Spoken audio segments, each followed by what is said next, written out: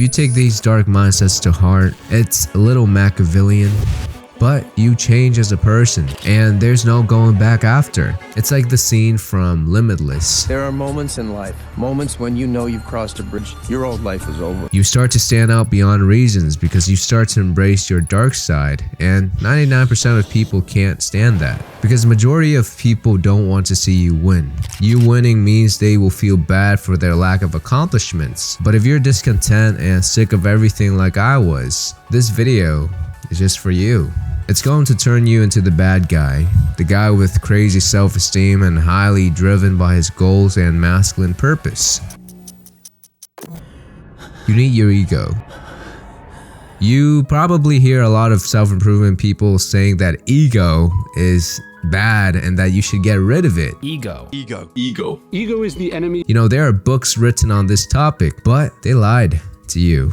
Their purpose is to make you become an egoless guy that's easy to influence. You need your ego. You need to develop your ego to the point of it being bulletproof. You can see millions of reasons for doubts and still be able to do what you need to do anyways, because your ego is your sense of identity. Ego. If you don't know who you are, you never figure out what you want, and you will never stand firm for what you believe in. If you don't know what you believe in, obviously people all around you can tell you what you should believe in, right? That's basically the news. That's basically social media. That's basically everything around you that tries to influence your mind. I give up. I used to think I needed to get rid of my ego, but all it turned me into was a nice guy that does not know what he wants. What do you want? What I want. Actually, I lied. I actually knew what I wanted, but deep down, I just couldn't accept the fact that, I wanted such things. And at the time, and even now, it's always been to build a YouTube channel that I would be excited to wake up for in the morning. But to assume or to say that I would want such things, it would mean that I'm cocky, I'm arrogant. And I hate cocky. And the person I was so long ago, he could not stand such label on his shoulders. There's also a clear difference between being stupid and having a big ego. I think a lot of people misunderstand having an ego with being stubborn and not being able to see things from different perspective. But of course, that's just being stupid at the end of the day.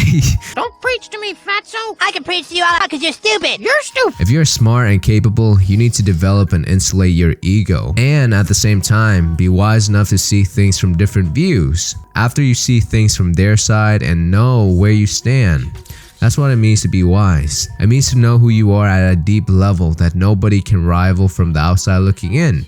But to go back to ego, it's the stuff that makes winners winners and losers losers. Are you not happy, or you're only half happy, or? Still to be happy about. Ask anyone who achieved great things if they have an ego, and you see that ego is what drives them to achieve. They might not admit it because admitting such things socially is unacceptable, but just look at what they say. Everybody says, who does he think he is? I just told you who I thought I was, a god. Another thing to think about is society worship people with big egos. The irony. So let's flip that around. Look at people around you who are underachieving. Do you think they take the time to develop their ego? Not really. The question, Raymond, was what did you want to be? Most of the time, they're afraid of being honest to themselves, so they run away from their ego. But these people are where they are because they're afraid to confront the truth. The truth is, Life is a competition. And to compete, you need your ego if you're to compete and actually win. You're not supposed to be liked by everyone. When we're much younger, we assume the world revolves around us. This is known as egocentrism in psychology. But because of this, we care about the opinions of others because we think all of our actions are being watched 24/7. This stems from a much deeper level of consciousness, most likely tied to our hunter and gatherer days. In those days, if you don't follow your tribe members or care about their opinions, you would pay a consequence. You might get thrown to the wood. What? You want me to just walk out straight into the woods? Or at worst, hang or poison like Socrates. And as such, many of us are people pleaser because our brain can't tell the difference between the old days and modern time. We want everybody to like us. Love me. Despite it causing more harm than good nowadays. But the truth is, Nobody's thinking about you more than you do yourself. I used to tell myself I had social anxiety. Or sometimes I would get very stifled. Questions, be cool, and be kind of a dick. Because I was bad with people. This applies mostly to only talking to girls because I had no trouble talking to, regular friends. Most of the time, I could put a front and get people to like me, and a lot of time, I succeeded. But when it came to talking to girls, they can smell my bullshit from a mile away, right? I remember when I was 18, every day when I came back home and sat in my dorm room alone to play video games, I hated myself. I would get lost in virtual reality because reality for me was just so painful. I felt so lonely because nobody knew who I was. This came from the idea that I could lie to everyone, but I couldn't lie to myself at the end of the day.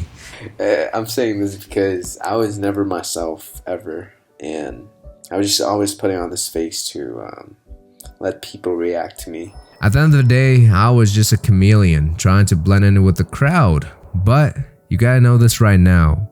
The truth will set you free. The truth is, if you're being yourself fully, you will have to pay a price. Just like the price of hating yourself for not being you. When you are unapologetically yourself, people will either hate you or love you. But that's what you want. You want people to either fuck with you 100% or hate you with every fibers of their being. And your existence isn't to convert those who hate you into friends, but to figure out who loves you just for who you are. So because of this, you really have to be unfiltered. I said this before as it applies to everything you do, but ingraining this into my mind really changed my life. Some people will, some people won't.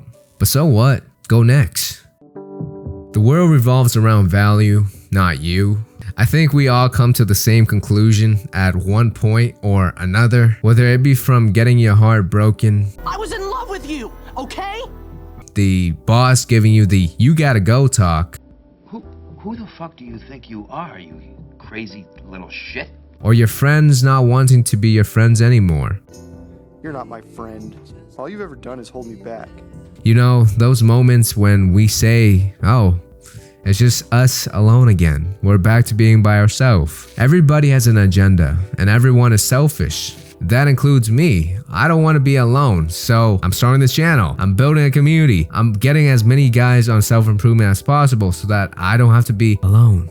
Now, it could be very liberating for some people or quite sad for others when they find this out. For me, it started out as being very sad because I was like, damn, people are actually gremlins and don't care about me at all. But then I was like, hold up, wait a minute. If I can count on them being selfish all the time, then I'll be right a lot of times. Now that freed up a lot of mental space to predict how they will act, so I can just control my actions because I can predict theirs, right? This realization actually came from a book I read called The Millionaire Fastlane by MJ DeMarco. To summarize the main lessons, the degree in which you are successful in terms of money, relationship, and socially comes from what you give rather than what you take. In caveman terms, it means to get what you want. You start by giving others what they want first. Become a valuable person and give to the point where the other party feels bad for taking. So they start to give you back in return. And boom, you get what you want. Now you might ask 3 questions.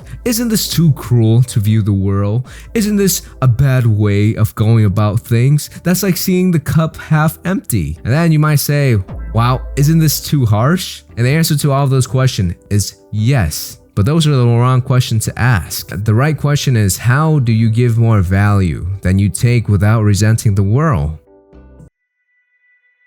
The boring work is what gets results. I think by nature, we over-glorify novelty. This is the very same reason why marketers use words like best, latest, newest to get you to buy their stuff. So here, just take my money. It's the reason why videos like blank changed my life gets a lot of views. It's probably the reason you click on this video. How do you know? But most of the stuff that you watch, even this video, is not new. The latest gadget you buy is probably not that groundbreaking either. You know deep down that everything I've said in this video so far is something you already know. However, all you needed was just a kick-ass reminder.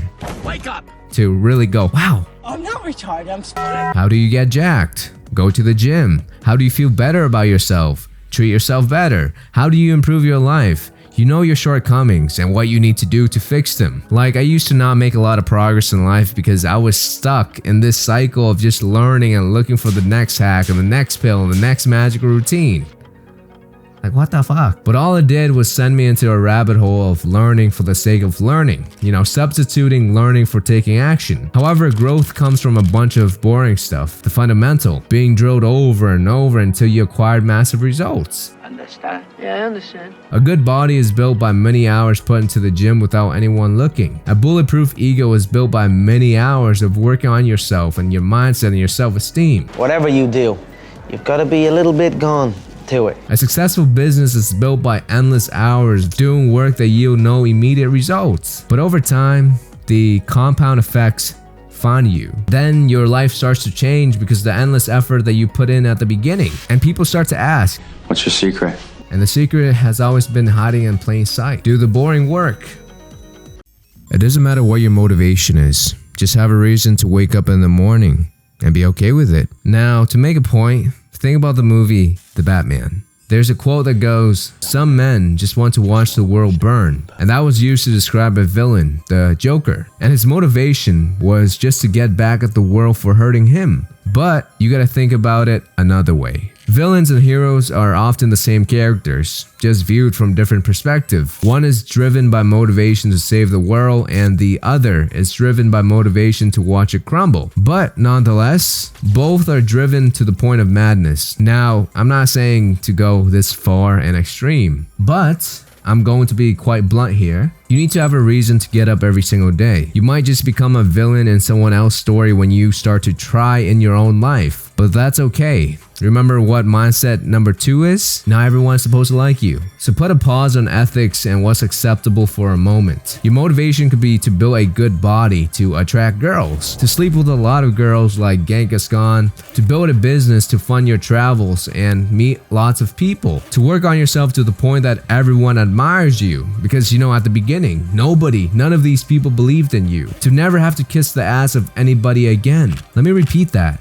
It doesn't matter what drives you. You need a source of fire that will light you up every single morning. If you're a guy and you're 16 to 20, you need to know that you need to be driven, or else you just age every single year and become more or less the same person. The same insecurities, the same life problems, the same selfish things that you happen to want at the end of the day, but you're just too afraid to go out and get them yourself. So you watch videos like this to try to get motivation and inspiration to go after it. But all these things at the end of the day, it comes from who you are as a person. You need a selfish desire to change. Some people find their source of motivation from love, others anger, and some even sadness. But find out where you can draw your power from, and don't let anybody make you feel bad for it. Always remember what's acceptable at the end of the day is going to get you to be like everyone else. You probably know what the definition of insanity is, so I won't go into it. But don't do the same thing as everybody else, expecting your results to be different. You only grow older, so the time to take action is now. Now, I used to be super guilty of this, but many of us postpone our life. We convince ourselves that there will be a better time to get things handled. Dude, now is not the time! When we sort all our money problems, when we fix our mindset, when we fix our fitness problem, when we get older, when we fill in the blank. When I was younger, I watched anime and played video games a lot because I told myself that I was too young to do anything. So I didn't even bother trying. The thing nobody will tell you is, once you fix a problem, another one will appear. When you're younger, you wish you were older. When you're older, you wish you were younger. When you have the money, you wish you have the energy to spend it. We want things that we can't have. Most of it comes from the idea that we will have more time and that our time to start will come someday. But time waits for no one. And if you're depressed and low on motivation now, chances are you'll be even more depressed and low motivation later if you don't do anything about it. So the idea of there being a perfect time is flawed. Many people die because they convince themselves that tomorrow will come. But whatever you postpone today will just bleed itself into tomorrow. But of course, that's not all. Tomorrow will come with new variables, so instead of having to deal with one problem now, you are saddled with 2 or more problems later. And over time, it's like you're in such a big hole that you feel like your life is suffocating, you just can't get out of it. That's why so many people give up once they get older. So to really make a change, you must put your feet down right now and say you give everything for today, because that's all you really have. When tomorrow comes, you call it today, right now. Today is the tomorrow you wish for. But have you fixed the problems today? Chances are no. You say you don't know where to start, but that's a lie. You do know where to start. All you really need to do is start with one thing at a time. Start with the decision to stop postponing self-improvement and do the work. And that's pretty much it, really. I'll see you next time, alright? Thanks for watching.